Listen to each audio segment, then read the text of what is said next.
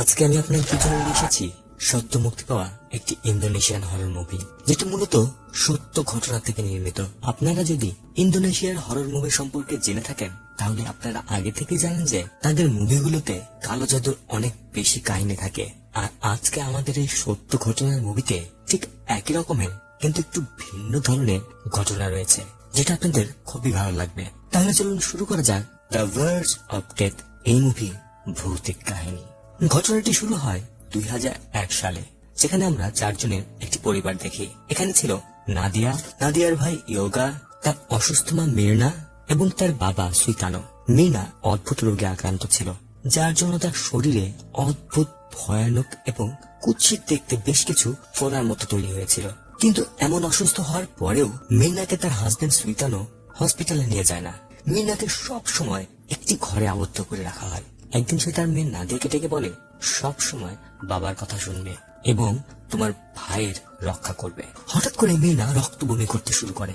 এমন অবস্থা দেখে সুইতানো ও ইয়োগা সেখানে ছুটে আসে। নাদিয়া তার বাবাকে অ্যাম্বুলেন্স ডাকতে বলে, কিন্তু ডাক্তার ডাকার বদলে সুইতানো দৌড়ে যায় একটি ঘরের ভেতরে আর অদ্ভুত ভাবে সেখানে চিৎকার করতে থাকে যে, প্লিজ আমার স্ত্রীকে ছেড়ে দাও, তাকে মেরো না। এই অদ্ভুত ব্যাপারগুলো দেখে বাচ্চাগুলো দ্বিধায় পড়ে যায়, কিন্তু আমরা বুঝতে পারি যে বাড়িতে রয়েছে অস্বাভাবিক কিছুর উপস্থিতি। এর কিছুদিন পর সময় আসে 2002 সালের হ্যাপি নিউ ইয়ার, যেখানে নাদিয়া ও ইয়োগা তার মায়ের এমন অবস্থার জন্য অনেক চিন্তিত ছিল। এর মধ্যে রান্নাঘর থেকে তারা মির্নার আওয়াজ শুনতে পায়। এমন শব্দ শুনে তারা সেখানে যায়। গিয়ে তাদের চোখ কপালে উঠে যায়, কেননা মির্না একদম সুস্থ ছিল। সে খাবারের ঘরে এসেছে। নিজের স্ত্রীকে এমন সুস্থ দেখে সুইতানো অনেক খুশি হয়ে যায়। এরপর পুরো পরিবার একসাথে অনেক আনন্দে হ্যাপি নিউ ইয়ারের ডিনার করে। হ্যাপি নিউ ইয়ারের জন্য একে অপরকে শুভকামনা দিচ্ছিল।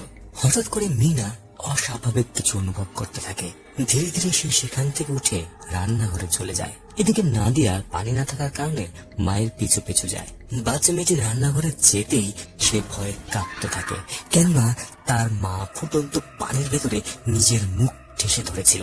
নাদিয়ার ভয় দেখে সুইতানা দৌড়ে এসে তার স্ত্রীকে বাঁচানোর চেষ্টা করে, কিন্তু মেয়েনার মুখ এমন ভয়ানক ভাবে পুড়ে গিয়েছিল যে সে ওই রাতে মারা যায়। এরপর আমরা 3 মাস পরের দৃশ্য দেখতে পাই, যেখানে আমরা জানতে পারি সুইতানোর অনেক ভালো একটা ব্যবসা ছিল।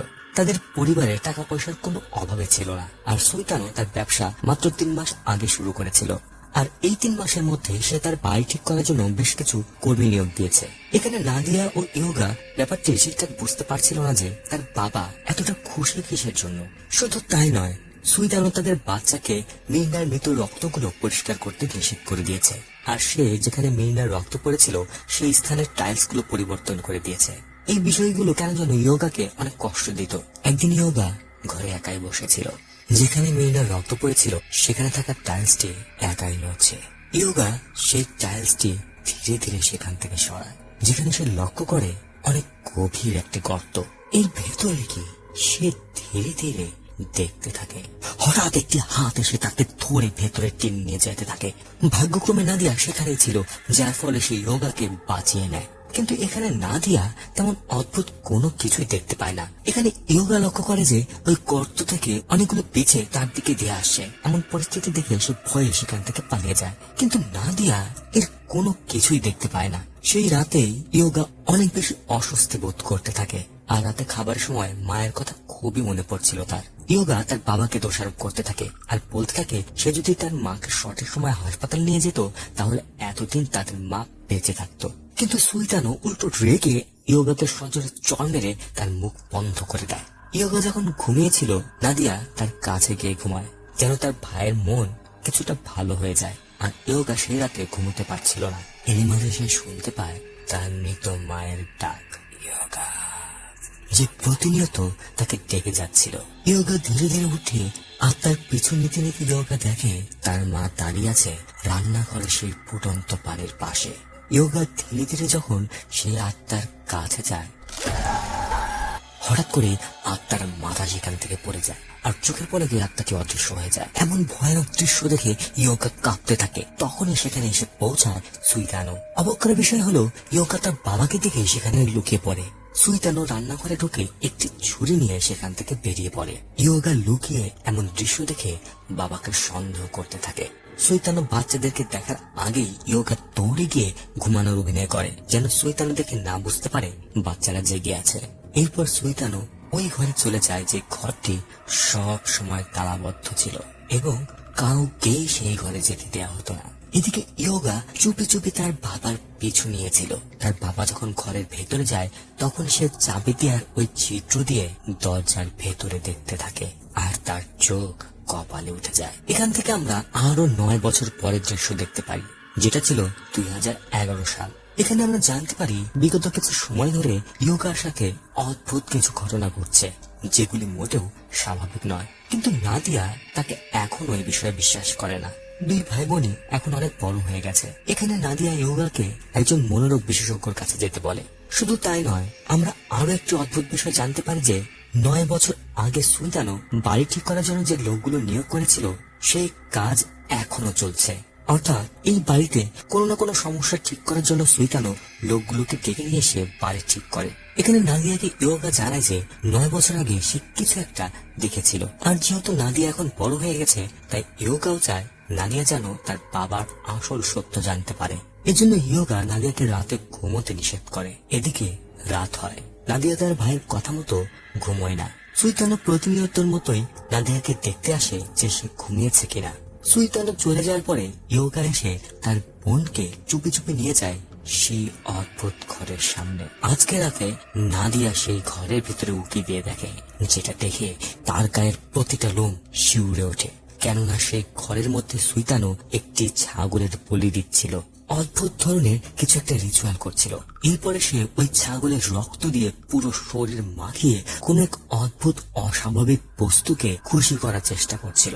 এই সকল কিছু দেখে নাদিয়া বুঝে যায় তার বাবা করছে কালো জাদুর চর্চা, আর এই জন্যই হয়তো পুরো বাড়িতে তার অদ্ভুত ঘটনার সম্মুখীন হচ্ছে। ইয়োগা দ্রুত নাদিয়াকে নিয়ে সেখানে লুকিয়ে পড়ে।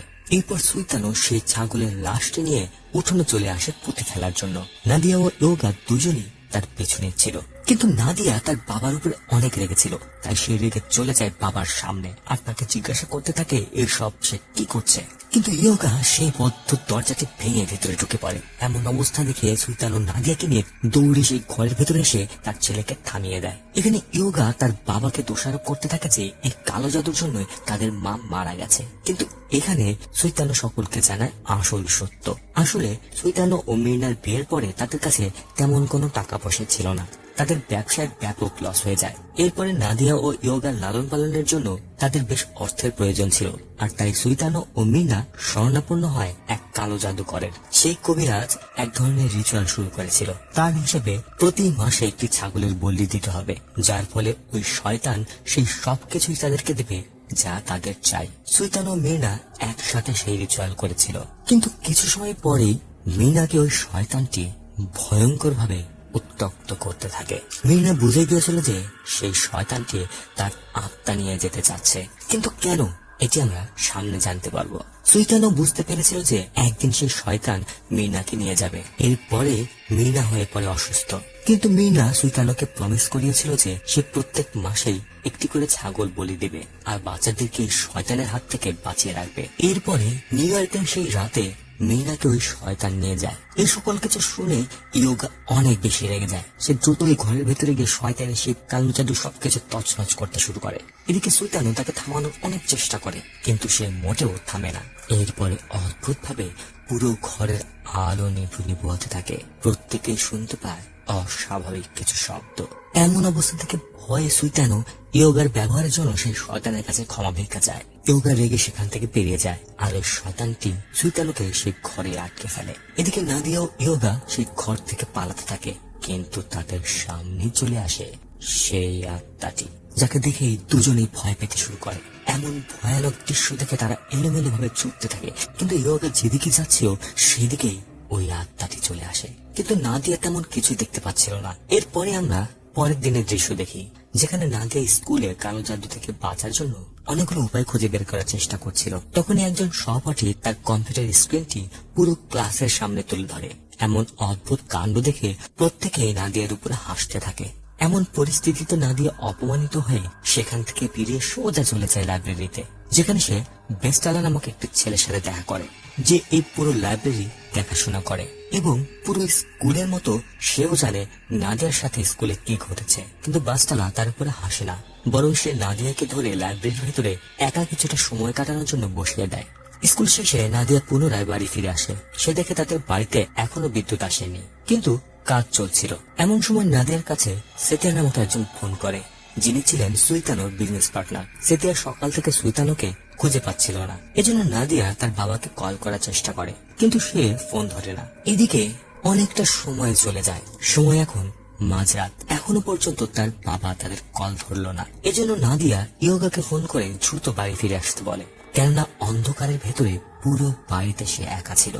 কিছুক্ষণ পরেও যখন ইয়োগা আসে না, তখন নাদিয়া চলে যায় প্রতিবেশীর বাড়িতে। প্রতিবেশীরা খুব ভালোভাবেই নাদিয়াকে বাড়ির ভেতরে বসায়। নাদিয়া সেখানে তার ফোনটি চার্জ করে। এখানে নাদিয়া জানতে পারে অদ্ভুত একটি ঘটনা। আসলে সুইতানো ছাগল বলি দেওয়ার পরে সকল মাংস আশেপাশের সকলকে বিলিয়ে দিত, আর প্রতিবেশীরা অনেক বেশি খুশি ছিল, কেননা ওই মাংস খেয়ে তাদের কেউই অসুস্থ হচ্ছিল না। ওদিকে অন্ধকার ঘরে পৌঁছায় ইয়োগা, যে বাড়িতে পৌঁছেই নাদিয়াকে খুঁজে বেড়াচ্ছিল।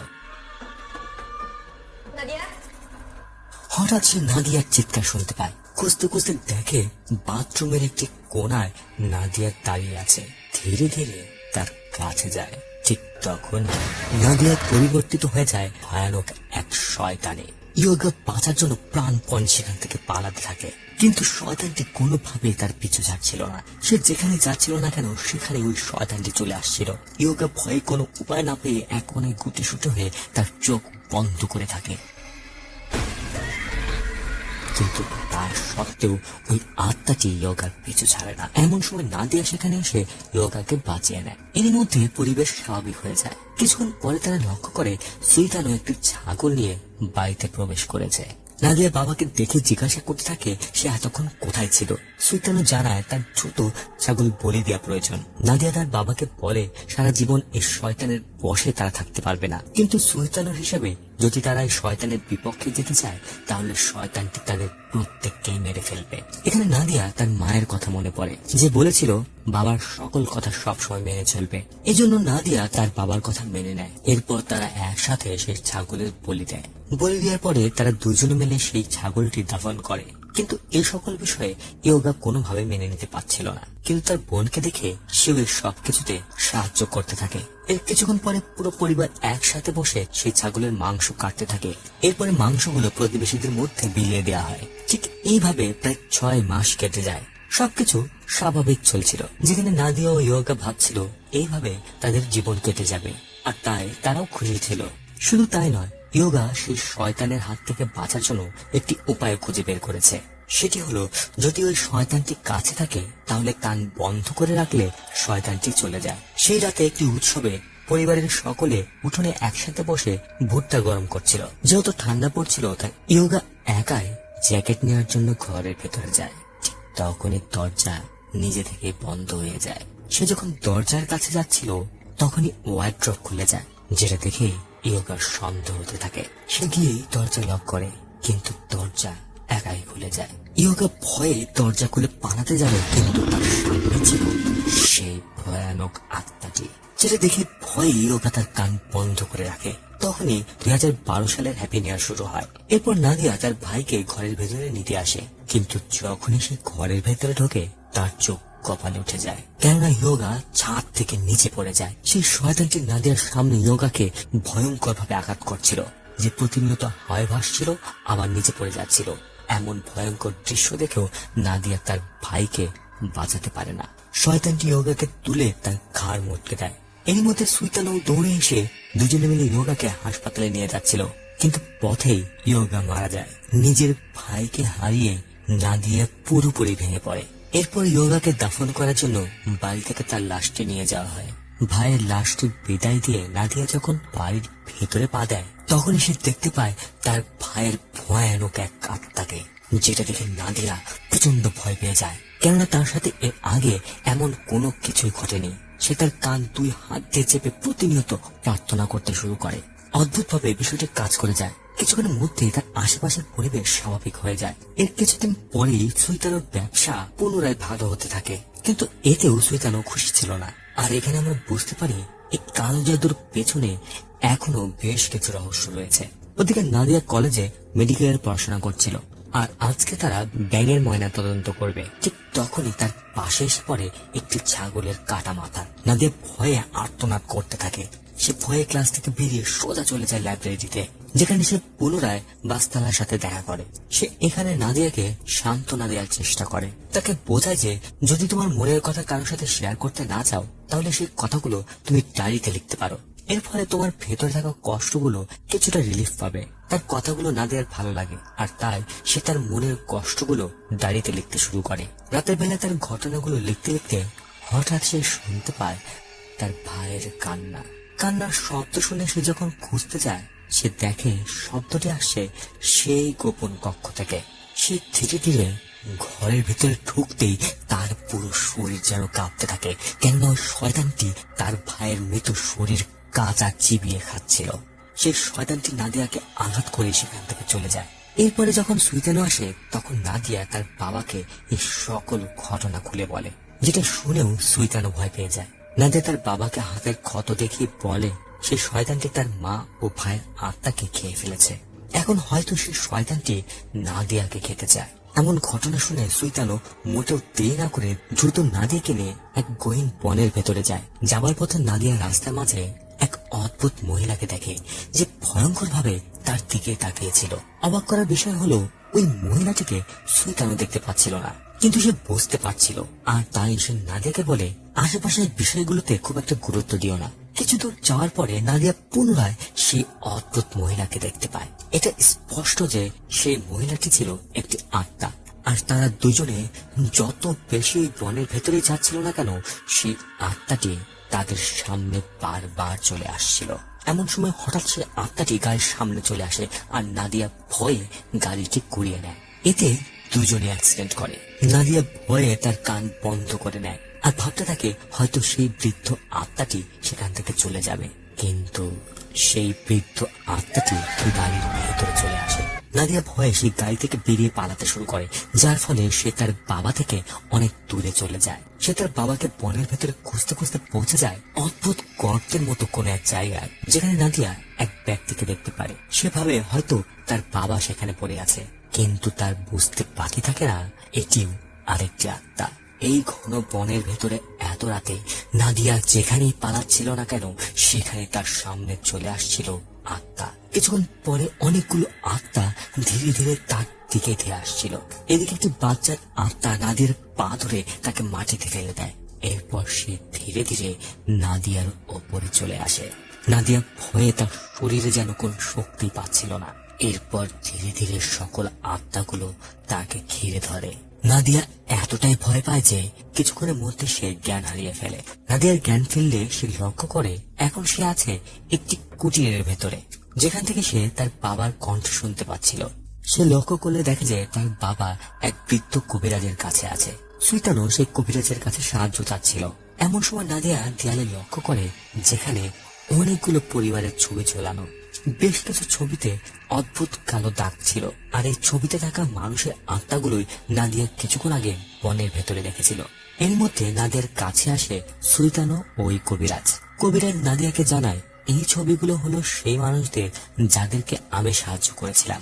এই কথা শুনে নাদিয়া ভয় পেয়ে যায়, কিন্তু কবিরাজের মত অনুযায়ী ছবিতে থাকা মানুষগুলোর মধ্যে তারাই মারা গিয়েছিল যারা কবিরাজের কথা মতো কাজ করেনি, অর্থাৎ নিয়ম বা শর্ত ভঙ্গ করেছিল, যেমনটা তোমার বাবা করেছে।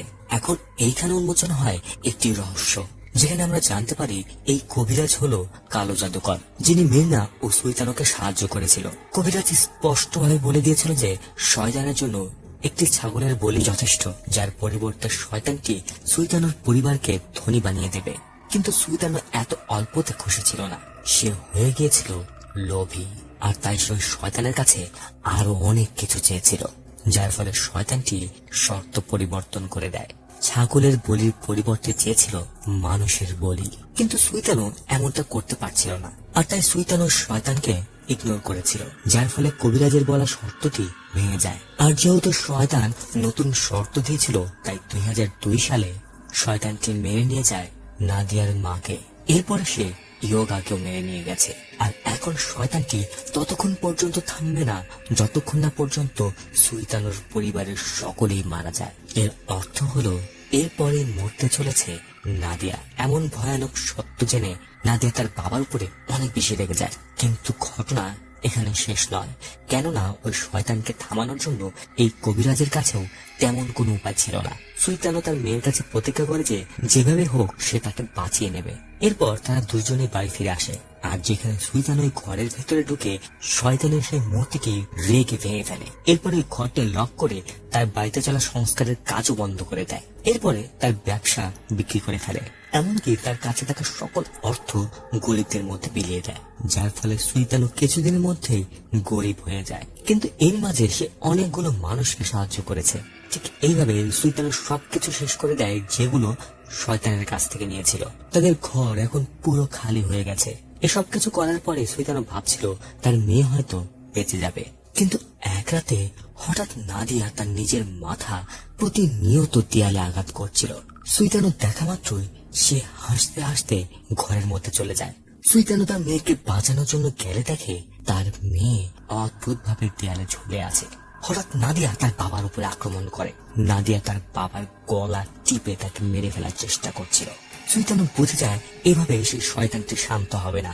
এজন্য সে কোনো না কোনো ভাবে নাদিয়াকে আঘাত করে অজ্ঞান করে ফেলে। এরপর যত দ্রুত সম্ভব তাকে নিয়ে সেই বাড়ি থেকে বেরিয়ে আসে। মির্না ও ইয়োগার আত্মার শান্তি কামনা করে গাড়ি নিয়ে পুরো ইন্দোনেশিয়াতে ট্রাভেল করতে শুরু করে। তারা ইন্দোনেশিয়ার সকল বড় বড় কবিরাজদের সাথে দেখা করে। তারা প্রত্যেকের কাছে গিয়ে এই বিষয়গুলোর জন্য সাহায্য চাচ্ছিল, কিন্তু কোনো কবিরাজই এমন ভয়ঙ্কর শয়তানের সাথে লড়াইয়ের জন্য প্রস্তুত হচ্ছিল না। তারা প্রতিনিয়ত ট্রাভেল করে যাচ্ছিল। এমনটা করতে করতে আরো 1 বছর চলে যায়। এখন 2013 সাল। 2013তে তারা বেশ কিছু গোপনে থাকা কবিরাজদের সাথে দেখা করে, কিন্তু তবুও তাদের কেউ সাহায্য করে না। 2014 ও 2015 ঠিক এভাবেই কেটে যায়। এখন আমরা নাদিয়াকে দেখি, যে সব সময় অস্বস্তি যন্ত্রণায় ছটফট করতে থাকতো। তারা তাদের গাড়িটাকে বাড়ি বানিয়ে ফেলেছিল। ঠিক একইভাবে 2017, 18, 19 এবং 20 এতগুলো বছর পার হয়ে যায়। এখন 2021। অবশেষে তারা খুঁজে পায় এক মামা নামের ব্যক্তি, যে প্রায় সকলের সাহায্য করে। সে থাকতো বনের ঠিক ভেতরে।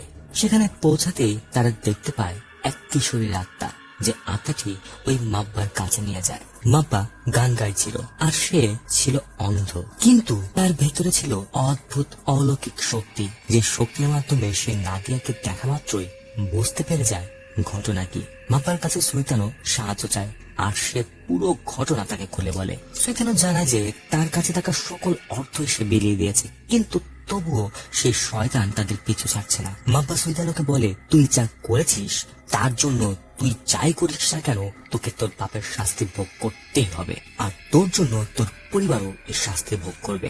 মাব্বা তাকে জানায় যে শয়তান তাদের পিছু নিয়েছে সে প্রতি 10 বছরে একজন মানুষের বলি নেয়। এজন্য নিউ ইয়ার 2002 সালে তার স্ত্রী মারা গেছে। এরপর 2012 সালে তার ছেলে মারা গেছে।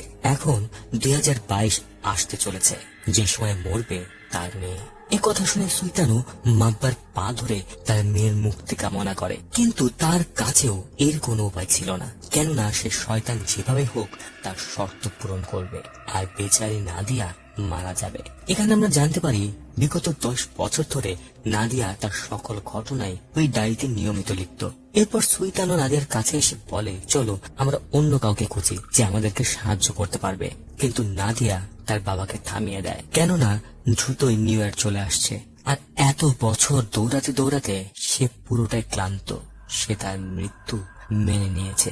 নাদিয়া তার বাবাকে জানায় তার যতদিন বেঁচে থাকার ছিল সে বেঁচে ছিল, এখন সে আর দৌড়াতে চায় না, সে এখন বাড়ি ফিরতে চায়। অবশেষে এতগুলো বছর পর তারা বাড়ি ফিরে আসে। এরপর যখন রাত হয়, নাদিয়া মেসেজ করে বাস্তালাকে, সে তাকে পরের দিন দেখা করার জন্য বলে। পরের দিন নাদিয়া ও বাস্তালা সমুদ্রের ধারের কাছে দেখা করতে যায়। দেখা করে নাদিয়া বাস্তালাকে ধন্যবাদ জানায়, কেননা তার পরামর্শের জন্যই জীবনের অনেকগুলো সময় নাদিয়া তার ডায়েরিতে লিপিবদ্ধ করতে পেরেছে। এরপর ডায়েরিটি নাদিয়া তাকে দিয়ে দেয় আর তাকে প্রতিজ্ঞা করতে বলে এই ডায়েরিটি সে যেন 2022 সাল আসার পরে পড়ে। ডায়েরি দেওয়ার পরে তার বেশ কিছু সুন্দর সময় এখানে পার করে। এরপর আমরা দেখতে পাই নিউ ইয়ার আসার 5 মিনিট পূর্বে, যেখানে নাদিয়া ও সুইতানো ডিনার করে বসেছিল। নাদিয়া তার বাবাকে বলে, আমি চাই না যে আপনি 12টা বাজার সময় আমার সাথে থাকেন। আমি চাই আমার সাথে যাই ঘটুক না কেন সেগুলো যেন আপনার চোখের সামনে না ঘটে। এখানে সুইতানো না চাইলেও তার মেয়ের মৃত্যুর আগের শেষ আশা পূরণ করার জন্য সে সেখান থেকে চলে যায়। যাওয়ার আগে সে তার মেয়েকে জড়িয়ে ধরে পুনরায় ক্ষমা চায়। এরপরে সে ওই ঘর থেকে বেরিয়ে যায়। এখন রাত 12টা বাজে। নিউ ইয়ার হওয়ার সাথে সাথে নাদিয়া অদ্ভুত কিছু অনুভব করতে শুরু করে। আশেপাশের আলো নিভু নিভু হতে শুরু হয়। ঠিক এমন সময় নাদিয়ার পেছনে চলে আসে সেই শয়তান। কিছুক্ষণের মধ্যে শয়তানটি যখন নাদিয়াকে স্পর্শ করে, নাদিয়ার শরীরে শুরু হতে থাকে অসহ্য যন্ত্রণা। যে যন্ত্রণা থেকে বাঁচার জন্য নাদিয়া তার শরীরটি প্রতিনিয়ত চুলকাতে থাকে। শরীর চুলকাতে চুলকাতে এমন অবস্থা হয়ে যায় যে একটা পর্যায়ে তার মুখের চামড়া উঠে যায়, যার পরে শয়তান নাদিয়ার গলা কেটে তাকে সেখানে মেরে ফেলে। এরপর তার আত্মাটি শয়তান নিয়ে যায়। আর এই সকল কিছু সুইতানো দেয়ালের পাশে দাঁড়িয়ে শুনছিল, কিন্তু তার কিচ্ছু করার ছিল না। এখন নাদিয়ার সাথে যা কিছু ঘটেছিল তার সবকিছুই বাস্তালা নাদিয়ার ডায়েরির মাধ্যমে জানতে পেরেছিল। বাস্তালা নাদিয়ার কবরের কাছে গিয়েছিল আর বাস্তালা নাদিয়ার প্রত্যেকটা কথাই বিশ্বাস করত। আর এই ডায়েরির লেখার উপর নির্ভর করেই এই পুরো সিনেমাটি তৈরি করা হয়েছে। মুভির শেষে আমরা নাদিয়ার বাড়িটাকে দেখি, যেখানে রাত নেমে এলেই শুনতে পাওয়া যেত মির্না, ইয়োগা ও নাদিয়ার ভয়ঙ্কর আর্তনাদ। কিন্তু এই ভয়ানক আর্তনাদ শুধুমাত্র সুলতান শুনতে পেত, যে এখন পুরোপুরি নিঃশেষ হয়ে গিয়েছে। সেই শব্দগুলো সুলতানও ওই গোপন কক্ষ থেকে শুনতে পায়। সে যখন ওই শব্দের পিছে ওই ঘরে যায় তখন সে সেখানে তার পুরো পরিবারকে দেখতে পেয়েছিল। কিন্তু কিছুক্ষণের মধ্যে সে লক্ষ্য করে তাদের মাথার জায়গায় চলে এসেছে ছাগলের মাথা। আর সে যখন ওই ঘরের ভিতরে ঢুকে পড়ে তখন দরজা একাই বন্ধ হয়ে যায়। এখানে আপনাদের কি মনে হয় সুইতানের সাথে কি ঘটেছিল? গল্পটি কেমন লাগলো তা অবশ্যই কমেন্টে লিখে জানাবেন। আর হ্যাঁ, ভিডিওতে লাইক দিতে ভুলবেন না। এমন আরো ভিডিও দেখতে চাইলে চ্যানেলটি সাবস্ক্রাইব করে আমাদের পরিবারের অংশ হয়ে যান।